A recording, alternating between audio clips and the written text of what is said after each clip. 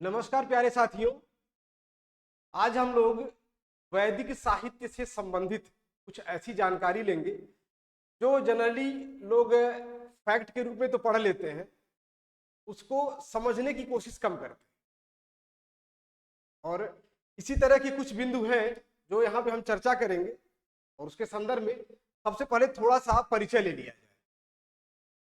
वैदिक साहित्य के अंतर्गत किन किन ग्रंथों का अध्ययन किया जाए।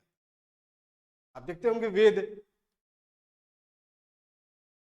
वेद इसका जो शाब्दिक अर्थ होता है उसका मतलब होता है ज्ञान।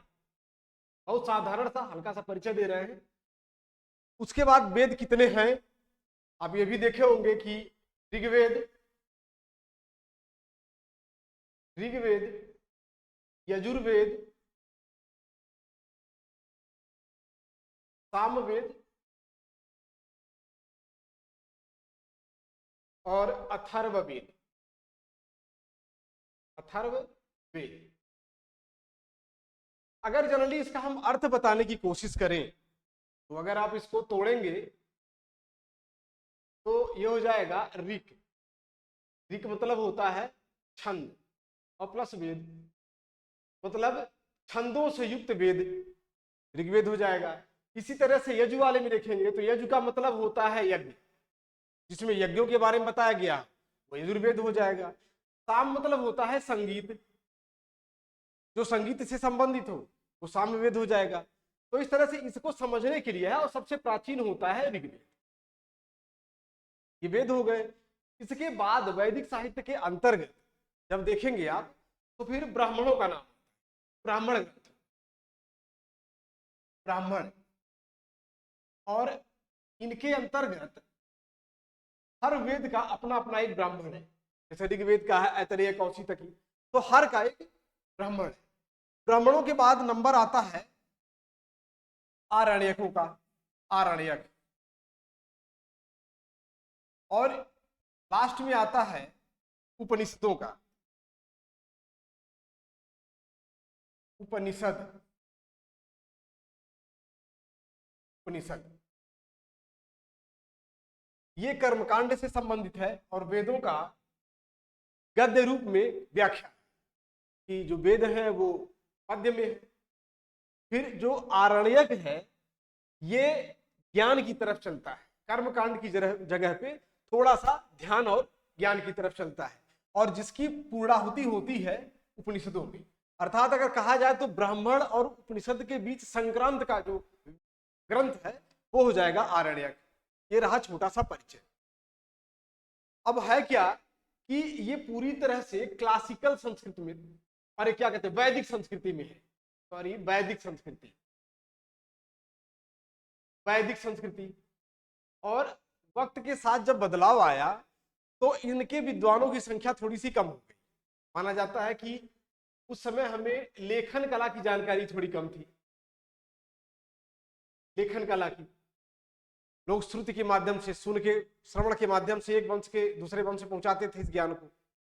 ये सारी चीजें हैं, लेकिन उसके बाद जब विद्वानों के मन में आया कि इसकी व्याख्या कैसे की जाए, तो जो सबसे पहले व्याकरण के जानकार हैं, व्याकरणाचार्य हैं, पाणिनि, उन्होंने एक ग्रंथ लिखा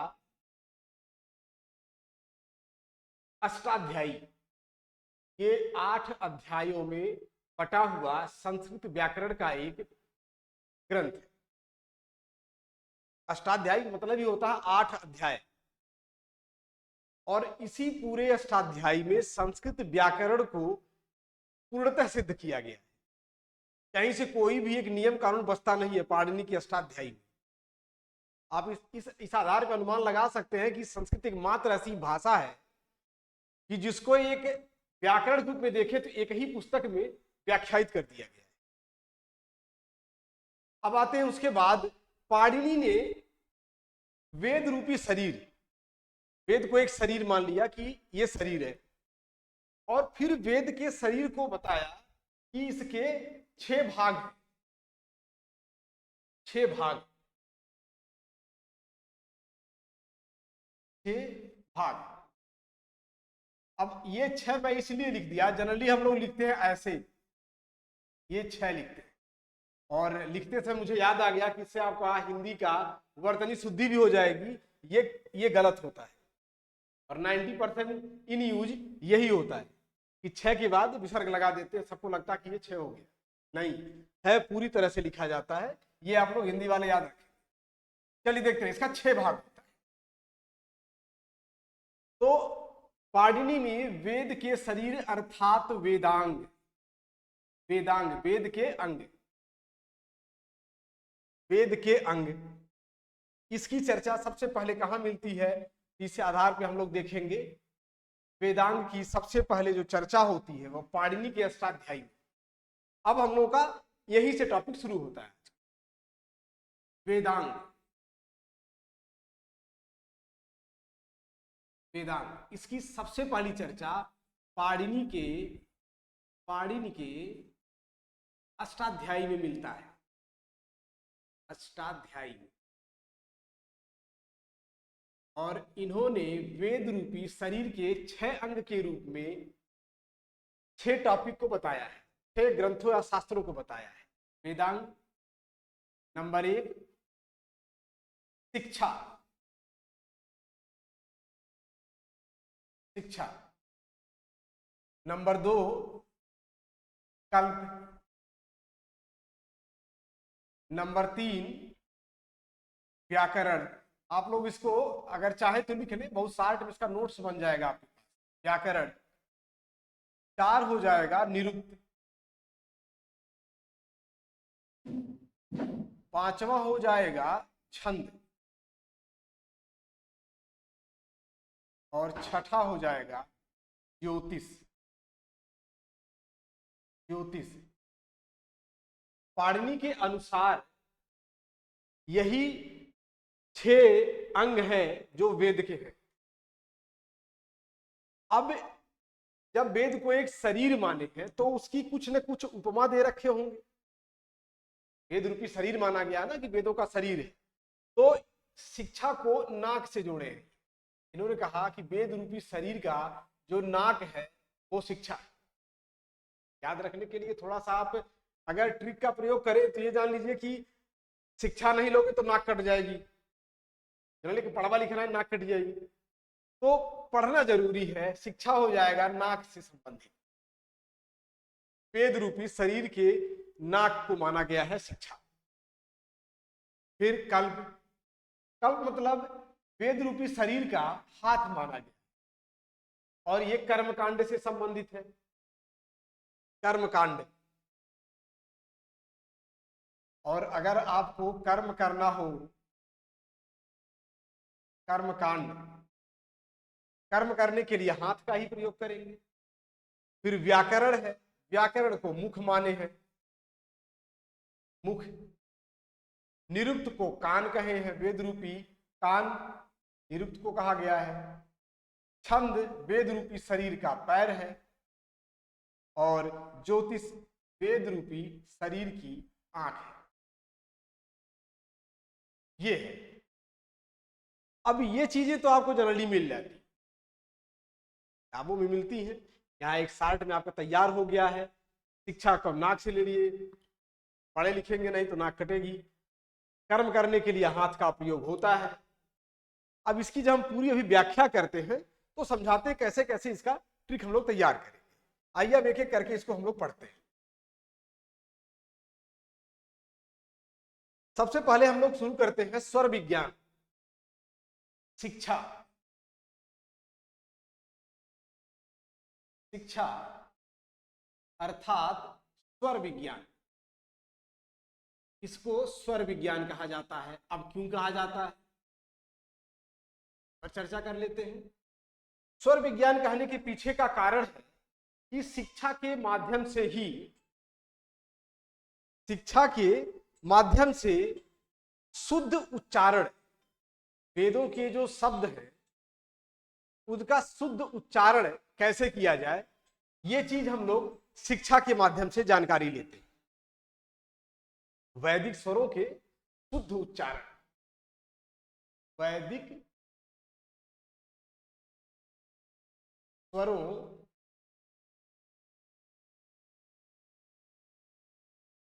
के शुद्ध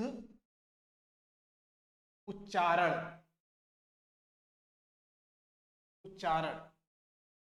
शुद्ध उच्चारण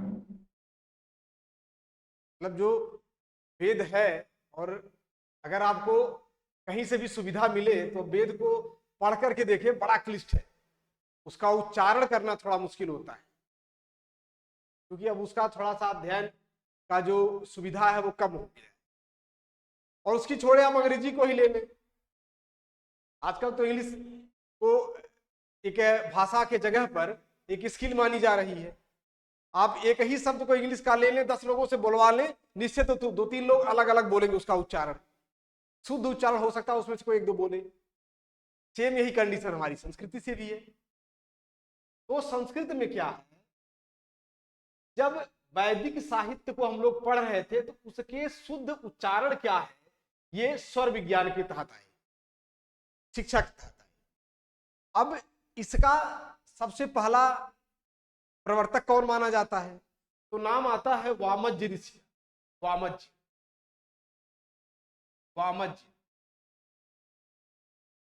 ऋषि, ये इनका एक ग्रंथ है गायलम। माना जाता है शिक्षा शास्त्र का प्रथम ग्रंथ यही है, शिक्षा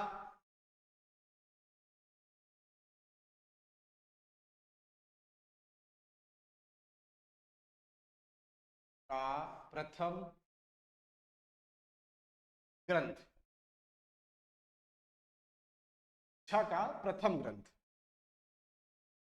शिक्षा का प्रथम ग्रंथ गायलम को माना है।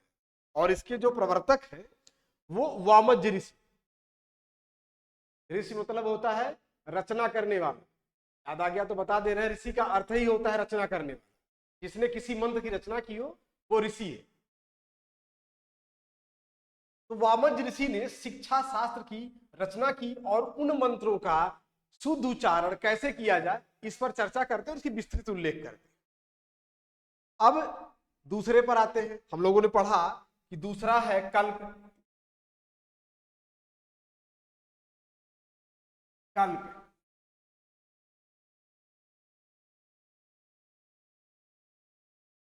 कल्प को महर्षि पाणिनि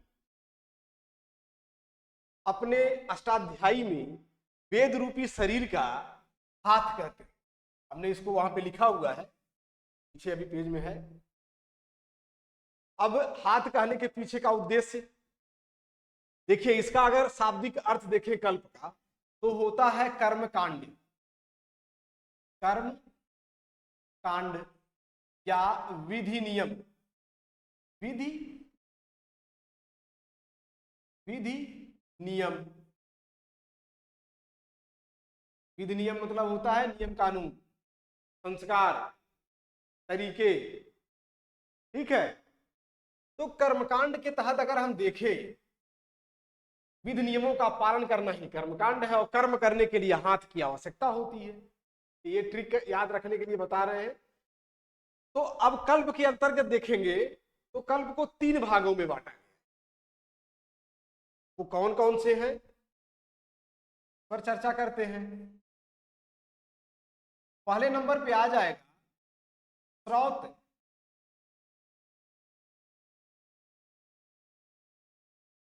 सूत्र।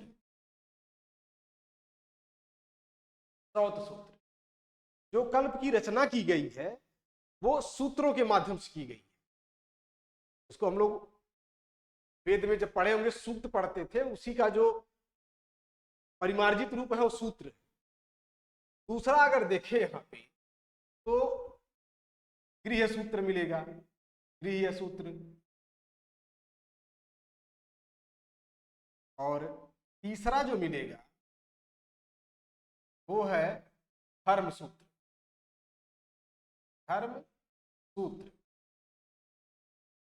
अब इस पर भी थोड़ी चर्चा कर ली। आप देखेंगे तो कालांतर में स्मृति ग्रंथों का सृजन हो रहा है, और स्मृतियां ही बाद में जाकर के विवादित होती है। अब उसके पीछे तो हम नहीं जाएंगे क्या कारण है विवाद का, बहुत सारी ऐसी चीजें हैं। श्रौत सूत्र क्या है, हम लोग इस पर ध्यान दें। ठीक है, श्रौत मतलब यज्ञ से संबंधित कर्मकांड, यज्ञ से संबंधित जितने भी कर्मकांड हैं, यज्ञीय कर्मकांड, वो श्रौत सूत्र के अंतर्गत आएगा, श्रौत सूत्र के अंतर्गत। यज्ञ से संबंधित जो भी कर्मकांड है। अब यज्ञ के लिए जो जरूरी होता है वो होता है यज्ञ वेदी बनाना। अगर आपने यज्ञ वेदी नहीं बनाई, जिन लोगों को घर में कभी कथा भागवत या यज्ञ वगैरह हो, तुम्हें पता होगा यज्ञ के लिए वेदी तैयार की जाती है। इस टाइप कुछ होता है उसका आकार, ऐसे ऐसे फिर ऐसे ऊपर जाते जाते छोटा हो जाता था, यहाँ पे कैसे रखा रहता है, इसमें हवन डाली जाती। तो अब जब यज्ञ करना है तो यज्ञ की वेदी बनाना है, और वेदी के लिए ये जानकारी होनी चाहिए कि कितना लंबाई होना चाहिए, कितना चौड़ाई होना चाहिए, मतलब गणित की जानकारी, और गणित में भी रेखा गणित की जानकारी होनी चाहिए। नहीं जानकारी होगी तो पता कैसे चलेगा। अब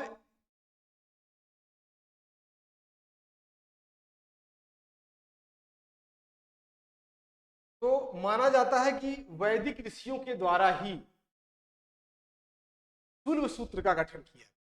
ये इसी का एक भाग है सुल्ब सूत्र। कहीं कहीं पर इसका अलग वर्णन करते हैं, लेकिन ये मान करके चले कि यह श्रौत सूत्र का ही भाग है, क्योंकि यज्ञ की चर्चा जहां पे रहेगा वहीं पे यज्ञ वेदी की भी चर्चा होगी। सुल मतलब उसका जो शाब्दिक अर्थ होता है रस्सी होता है।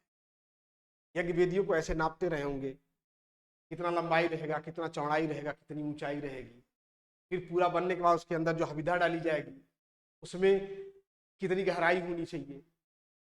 ये सारी चीजें सुल्ब सूत्र, और इसी से रेखा गणित की उत्पत्ति मानी है। रेखा गणित की उत्पत्ति इसी से मानी है।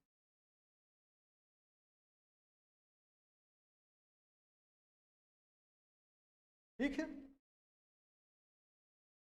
तो ये हो गया श्रौत सूत्र, मतलब यज्ञ से संबंधित जितने भी कर्मकांड हैं वो श्रौत सूत्र के अंतर्गत आएंगे, और श्रौत सूत्र का ही एक भाग है सुल्ब सूत्र। सुल्ब सूत्र से ही रेखा गणित की उत्पत्ति। अब हम लोग आते हैं सेकंड पे, और ये है गृह्य सूत्र। गृह सूत्र का मतलब ये हुआ कि घर के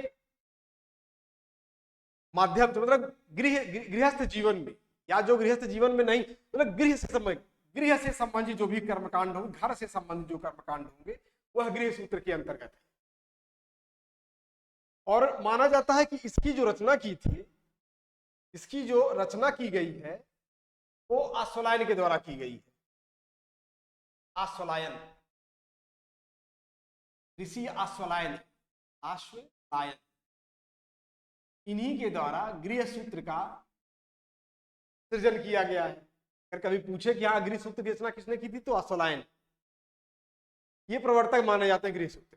तो इसमें गृह कर्मकांड के बारे में पूरी जानकारी, घर से संबंधित।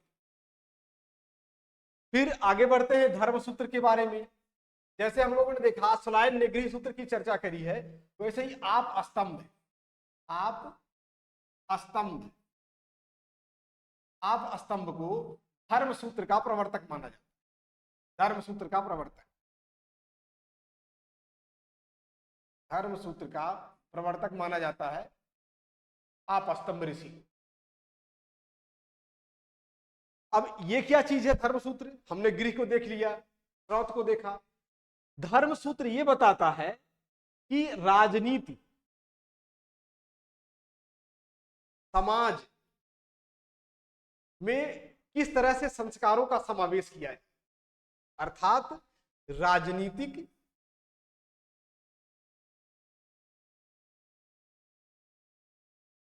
सामाजिक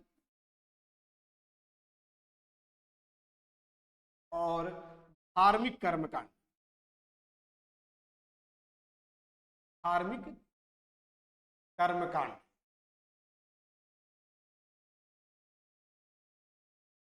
ये हो जाएगा धर्म के अंदर।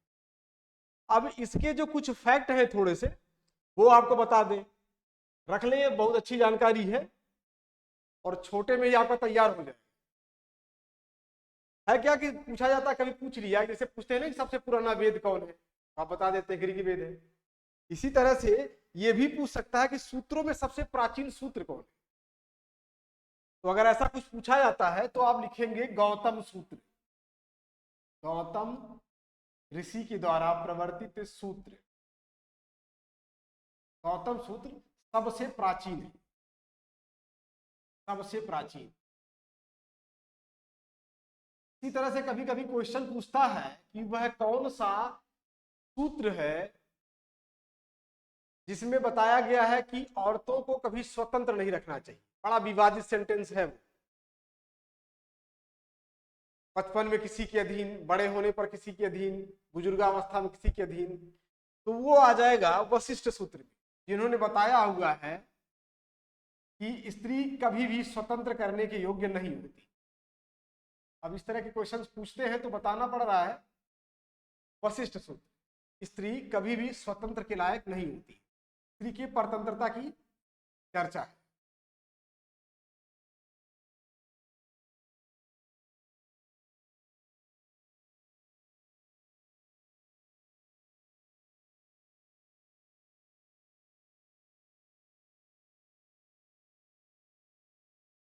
स्त्री के परतंत्रता के बारे में बताया गया वशिष्ठ सूत्र। इस तरह से हम लोगों ने धर्म सूत्र को देखा। तो शिक्षा हो गया, कल्प हो गया, दो हो गया। और कल्प के अंतर्गत हमने देखा कि श्रौत सूत्र क्या होता है। श्रौत सूत्र के अंतर्गत हमने सूर्य सूत्र को पढ़ लिया। फिर उसके बाद पढ़ा गृह सूत्र क्या है, उसके प्रवर्तक कौन है, अश्वलायन है। धर्म सूत्र के प्रवर्तक कौन है, आपस्तंभ है। सबसे पुराना धर्म सूत्र कौन है, गौतम है। स्त्री की परतंत्रता के बारे में चर्चा किसने किया है, वशिष्ठ सूत्र ने किया है। ये सब बेहद महत्वपूर्ण प्रश्न है जो अक्सर परीक्षाओं में आते रहते हैं। अब उसके बाद हम लोग थर्ड स्टेप पे चलते हैं, जो तीसरा है, महर्षि पाणिनि के द्वारा बताए गए वेद रूपी शरीर अर्थात वेदांग। तीसरा है व्याकरण। व्याकरण, इसके बारे में किन किन चीजों के बारे में बताया गया है। व्याकरण का मुख्य कार्य क्या होता है। व्याकरण का मुख्य कार्य होता है पद्य को नहीं, गद्य को, पद्य छंद के साथ गद्य को वैज्ञानिक या शुद्ध रूप देना।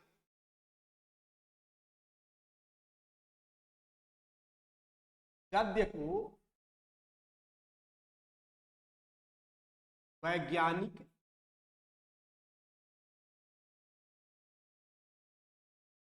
एवं विशिष्ट शैली प्रदान करना।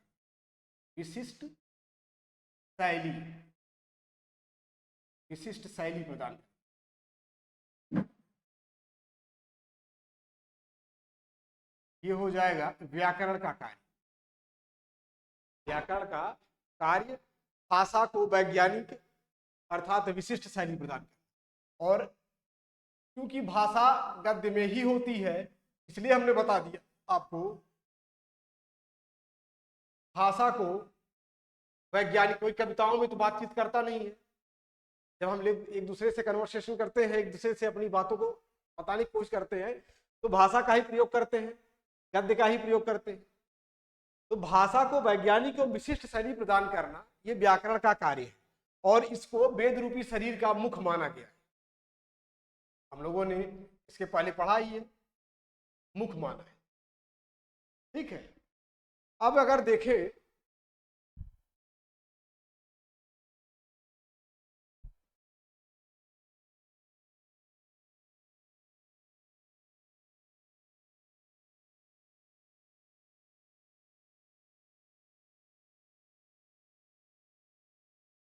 जैसे हम लोगों ने शिक्षा के बारे में देखा कि शिक्षा नामक जो वेदांग है उसके सबसे जो प्राचीन ग्रंथ है वो है गायलम, उसके प्रवर्तक है वामज्य। कल्प के बारे में देखा कि सूत्र ग्रंथों की रचना किस प्रकार हुई, किसने किसने करी और सबसे प्राचीनतम कौन कौन लोग हैं। अब अगर हम व्याकरण पे आते हैं तो व्याकरण का जो सबसे प्राचीन ग्रंथ माना जाता है वो है पाणिनि का अष्टाध्यायी। पाणिनि का अष्टाध्यायी। अष्टाध्यायी सबसे प्राचीन ग्रंथ व्याकरण का यही है जो संस्कृत से संबंधित है। और वैदिक संस्कृत को क्लासिकी रूप देना पाणिनि ने ही दिया है। क्लासिकी रूप देना इन्हीं का कार्य। इन्होंने ही वैदिक संस्कृति को आसान बनाया, को एक विशिष्ट शैली प्रदान की, उसकी वैज्ञानिकता को सिद्ध की। और कभी कभी पूछा करता है कि व्याकरण के 3 मुनि, इनको मुनि त्रय अक्सर लोग बोल लेते हैं,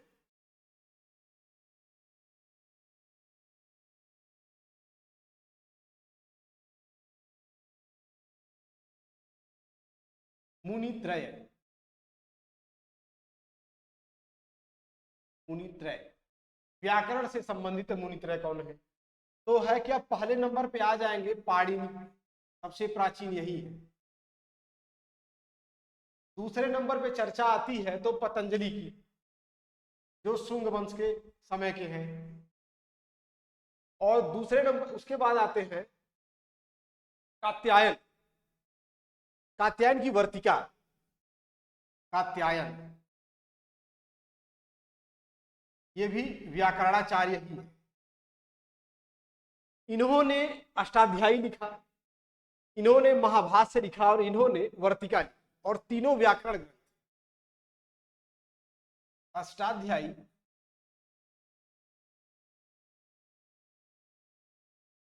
अष्टाध्यायी, महाभाष्य,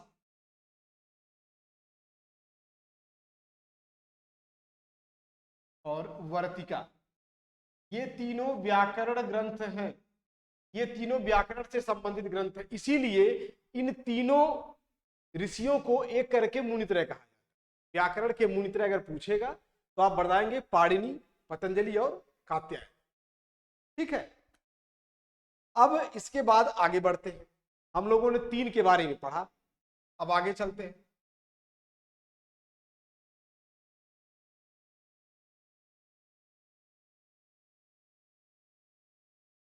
हमने पढ़ा शिक्षा, कल्प, व्याकरण।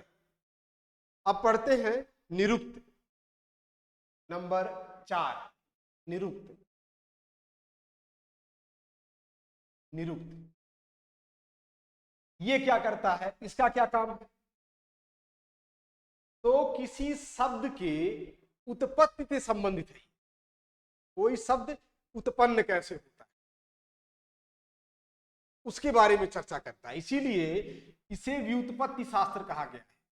व्युत्पत्ति शास्त्र शब्दों के व्युत्पन्न से संबंधित है। अर्थात वैदिक शब्दों की उत्पत्ति कैसे हुई, संबंधित। ठीक, ये हो जाएगा वैदिक शब्दों की उत्पत्ति से संबंधित। इसीलिए इसको व्युत्पत्ति शास्त्र कहा गया है। और इसे वेद रूपी शरीर का कान माना गया है। ये तो हम लोग उसके पहले देख ही लिए हैं। वेद रूपी शरीर कान है। आप देखें जो छोटे बच्चे रहते हैं सबसे पहले सुनते ही तो है लोगों से, फिर उस शब्दों का निर्माण करते हैं।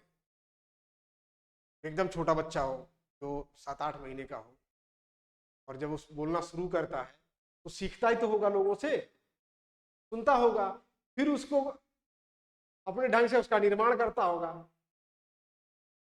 मम्मम, चाहे पानी रहे चाहे मम्मी रहे, सब उनके लिए मम्मा, धीरे धीरे उसका अलगाव करते हैं, अपने हिसाब से समझते रहते हैं, तो व्युत्पत्ति शास्त्र हो जाता है। ठीक, अब अगर हम लोग देखें तो इसके प्रथम आचार्य कौन, जैसे हम लोग उसमें पढ़े तो सबसे प्राचीन पुस्तक जो है वो है निघंट। निघंट प्राचीनतम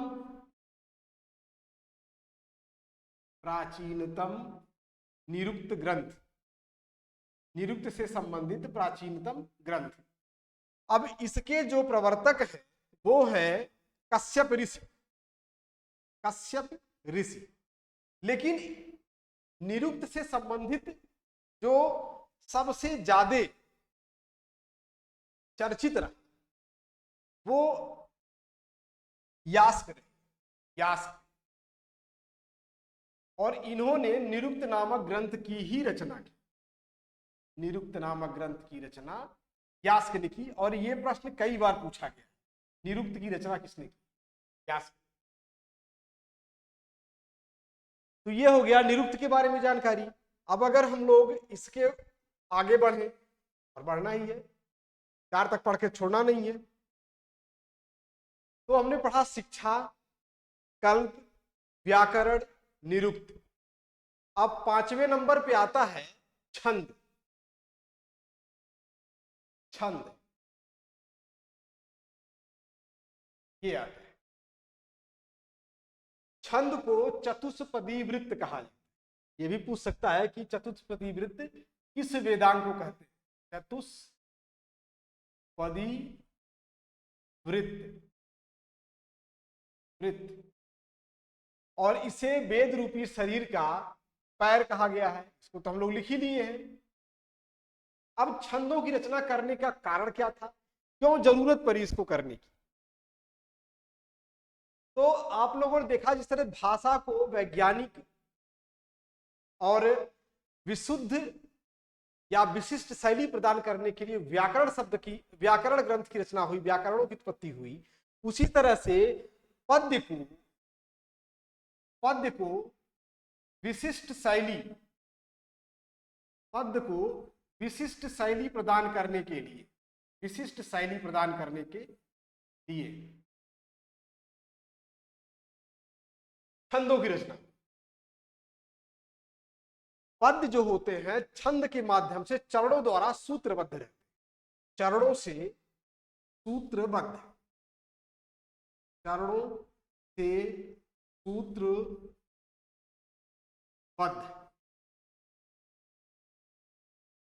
चरणों से सूत्रबद्ध होते। ये है कहानी इनकी। जो लोग हिंदी पढ़े होंगे उसमें देखे होंगे कि पूरा रस छंद अलंकार है, छंद का पूरा एक चैप्टर ही है, पूरा छंद का एक चैप्टर है। वहां पे आप जाएंगे तो सोरठा, दोहा, ये सारी चीजें आपको वहां पे मिलेंगी। तो उन सब चीजों को लाना तो यहां जरूरी नहीं है, बस ये देखना है कि छंद का आविष्कार क्यों, छंदों की उत्पत्ति क्यों। और सही बताएं तो सबसे मेन यही है, क्योंकि वेद जो है वो गद्य में नहीं लिखे गए थे, पद्य में लिखे गए थे। सिर्फ एक वेद है जो यजुर्वेद है, जिसका एक भाग अर्थात माना जाता है ना कि शुक्ल यजुर्वेद और कृष्ण यजुर्वेद, तो कृष्ण यजुर्वेद माना जाता है कि गद्य में लिखा गया, और सारे जो वेद हैं वो पद्य में है। तो उन्हीं की उत्पत्ति कैसे हुई, तभी तो छंद के माध्यम से तो पता चलेगा।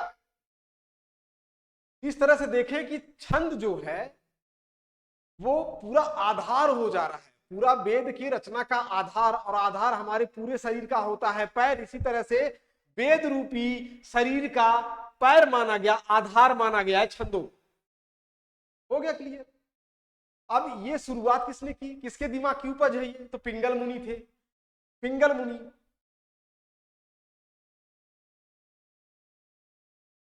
पिंगल मुनि, पिंगल मुनि ने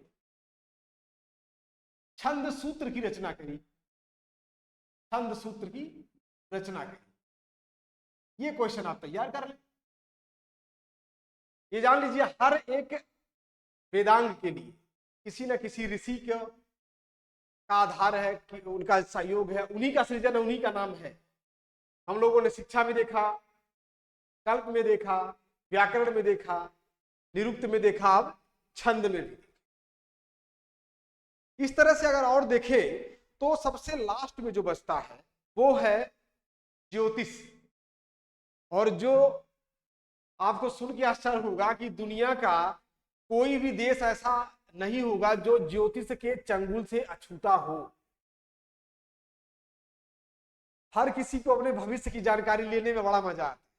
अभी आपके कस्बे में किसी एक चौराहे पे एक जोशी बैठ जाए, पैसा दे के देखेगा तो हो सकता है कि क्या लोग 2 लोग दिखाएं, कहने वाले ये भी कहेंगे कि ज्योतिष विद्या ढोंग है। लेकिन अभी वो फिल्म देखना शुरू कर देना तो पूरा लाइन लग जाए और टाइम नहीं मिले उसको, कई दिन तक लगातार उसको देखना पड़ेगा कि हाँ इनका भविष्य बताना है। पता नहीं क्या कारण है कि सारे लोगों को अपने भविष्य के बारे में बड़ी चिंता रहती है और जानना चाहते कि हमारे भविष्य में क्या हो। और अब तो बहरहाल इसका बहुत सारे लोग दुरुपयोग भी करने लगे हैं। लेकिन सच बताएं तो जो ज्योतिष शास्त्र है ये दुनिया का सबसे प्राचीनतम विद्या है। ज्योतिष शास्त्र किसी भी संस्कृति, किसी भी कल्चर में, किसी भी रिलीजियस में, मतलब धर्म में आप देखें तो उनका कोई न कोई आधार ज्योतिष से जुड़ा होता है। यवनों का भी अपना एक ज्योतिष रहा, माया सभ्यता का एक ज्योतिष रहा, इस्लाम का भी ज्योतिष है, हम लोगों का भी ज्योतिष है। हम लोग अपने बारे में तो पढ़ेंगे ही अभी ज्योतिष का। तो अगर देखें तो ज्योतिष का मुख्य कार्य क्या है, आखिर कैसे भविष्य को देखते हैं? तो ज्योतिष ब्रह्मांड में उपस्थित ग्रह नक्षत्रों के माध्यम से आने वाले समय का अनुमान लगाया जाता है। मतलब ब्रह्मांड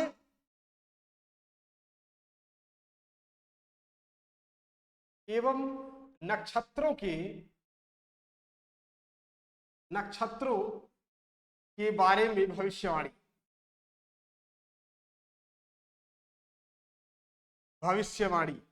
आप लोग देखते होंगे लोग पत्थर उत्थर पहनते हैं हाथ में और ये भी बताया जाता है कि ये पत्थर इस ग्रह से संबंधित है।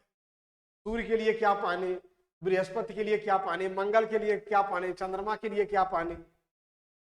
जिन लोगों ने, जिनके घर में कोई अंगूठी उंगूठी दिखे पत्थर वाला, तो आप उनसे पूछे तो कोई जानकारी होगी। लोग मोती पहनते हैं कि हमारा चंद्रमा खराब है, मस्तिष्क थोड़ा हल्का रहेगा, इस तरह से हम भी सुने हैं। और हाँ, ऐसा भी नहीं कि सारी चीजें गलत ही होती हैं, गलत है कम से कम सुंदर तो लगता है हाथ पहनने में, अंगूठी उठी पहनने में। तो ब्रह्मांड के ग्रह एवं नक्षत्रों के माध्यम से भविष्य के बारे में अनुमान लगाना ज्योतिष का मुख्य कार्य था।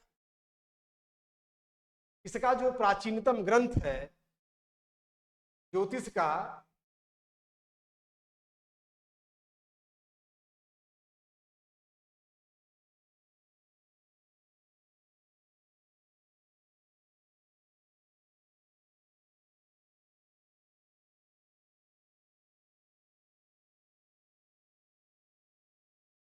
वेदांग ज्योतिष, वेदांग ज्योतिष की रचना किसने की? ज्योतिष। तो इनका नाम आता है लगध मुनि का, यही प्राचीनतम ज्योतिषाचार्य है, लगध मुनि। लगध ये प्राचीनतम ज्योतिषाचार्य है, इन्होंने ही ज्योतिष की शुरुआत करी। और अब ये तो हम लोगों ने देखा ब्रह्मांड के नक्षत्रों एवं ग्रहों के माध्यम से भविष्य की जानकारी लेना, लेकिन इसकी जरूरत क्यों पड़ी? शुभ अशुभ का विचार क्यों आया?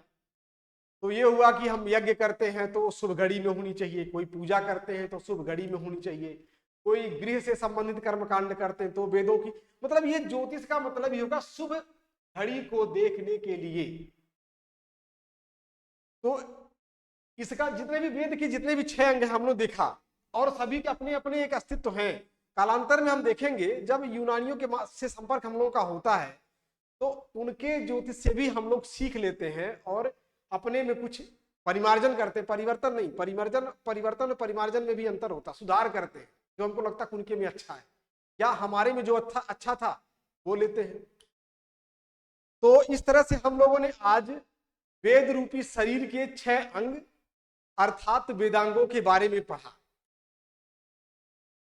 आशा करते हैं कि आपको ये अच्छा लगा होगा, और अगर अच्छा लगा तो आप लाइक कर दिया करें। हाँ, एक चीज है, कोई भी इससे संबंधित अगर आपको, क्योंकि देखिए अभी तो हम लोग लाइव है नहीं, मैं अभी इसके बारे में वीडियो बना रहा हूं, कोई भी अगर आपको इससे संबंधित क्वेरीज हो, जो मन के अंदर आपकी जिज्ञासाएं आ रही हो कि अभी तो हमको सर से ये पूछना था, तो आप कमेंट के माध्यम से पूछ सकते हैं। कमेंट के माध्यम से पूछें और जो भी होगा हमारी संस्था, हमारी टीम के मेंबर हमको बताएंगे और हम उसको फिर आप तक पहुंचाएंगे क्या क्या इसके बारे में बताना है। आशा करते हैं आपको अच्छा लगा हो। आपका दिन शुभ हो।